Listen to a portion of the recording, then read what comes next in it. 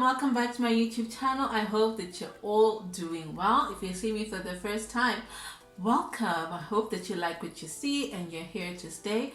Do subscribe to the channel, hit the notification bell so that you don't miss out on anything new. In this video, I'm going to show you how to create a Payoneer account regardless of where you are in the world, whether you're in Zimbabwe, South Africa, Ghana, Jamaica.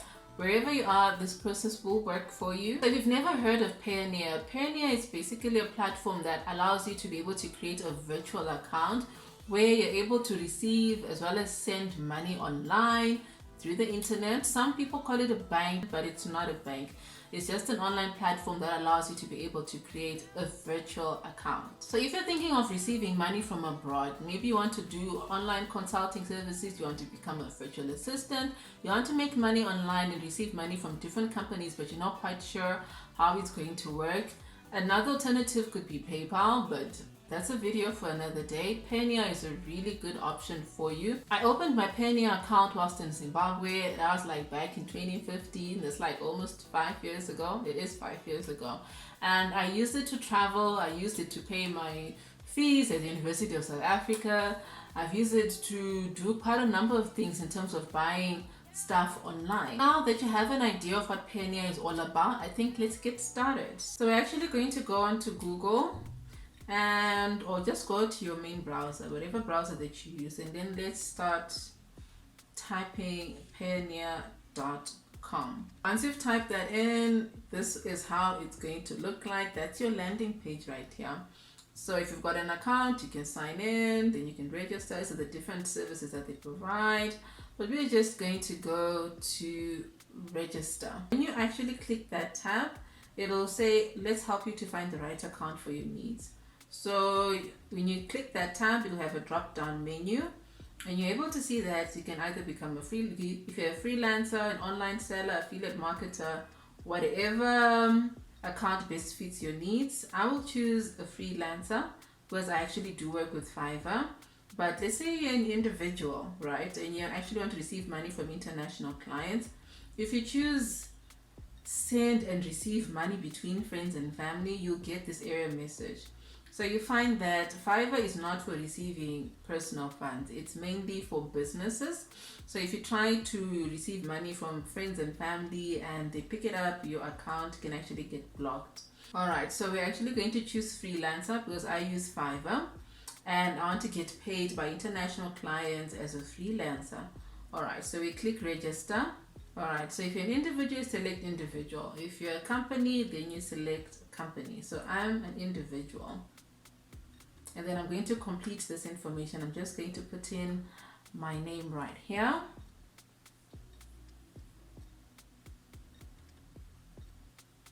And I'm also going to make sure that I improve on my typing. I'm going to put in my email address. You can actually just copy and paste this, guys. You don't have to do what I'm doing here. Put in the date of birth. Do not judge a girl. Right? Do not judge a girl.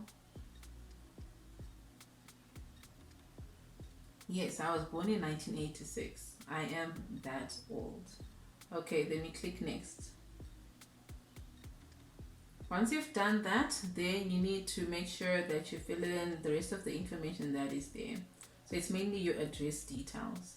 I'm in South Africa, so I'll choose South Africa. So once you've put in your address, you can actually put in your zip code. For South Africa, we do have zip codes, but if you're in Zimbabwe, for example, most African countries, they don't have. For Zimbabwe, you can put 00263. Then you need to put in your mobile number, the mobile number that you're going to be using so that they can send you a verification code to make sure that it's a valid mobile number. And then you click next. Alright, then from thereafter you enter the password and you need to make sure that you also complete the security questions that you have just in case you forget your password. Alright, so for your ID, I'm Zimbabwean, so I need to put in my ID. And you can either choose to decide to use your ID or your passport.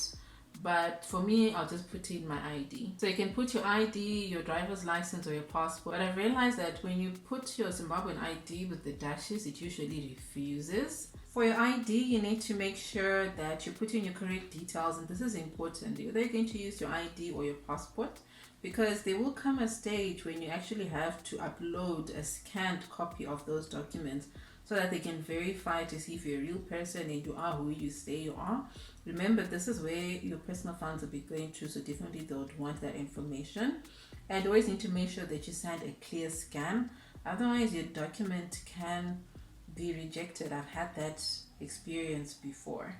All right, and then we put in that capital stuff. So when you click next, this will pop up and you need to put in your personal account details. So it will be linked to your bank account, and you can either put in your company account and enter the different information. I'm just going to use my personal account here, and since I'm based in South Africa, I'm just going to put in my South African bank details right here. For some banks, for some countries actually, they might say, can you enter your sorting code? So if you can, you can just Google your bank sorting code or your branch code and you put it up there.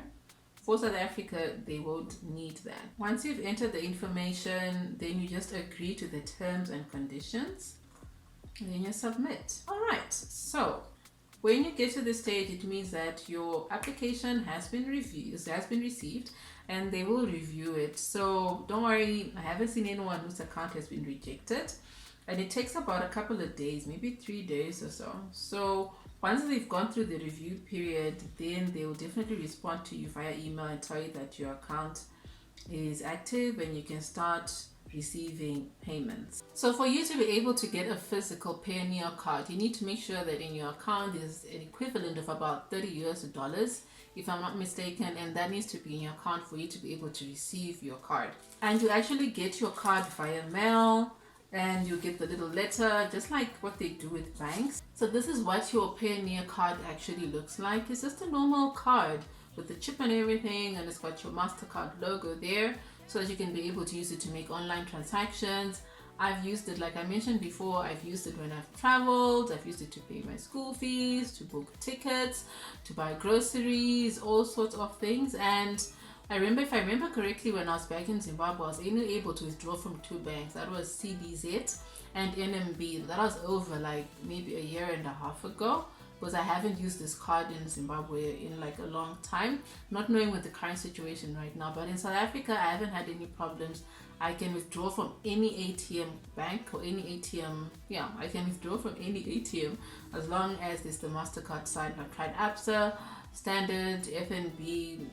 All of them work for me right now. So yeah guys, that's it from me. I hope that you found this tutorial to be very relevant, to be very useful. Do share your feedback in the comments below. I'd like to know what you thought of this video. If you haven't subscribed to the channel, do subscribe. Hit the notification bell so that you don't miss out on any new content. And I guess that's it. I'll see you on the next one. Bye.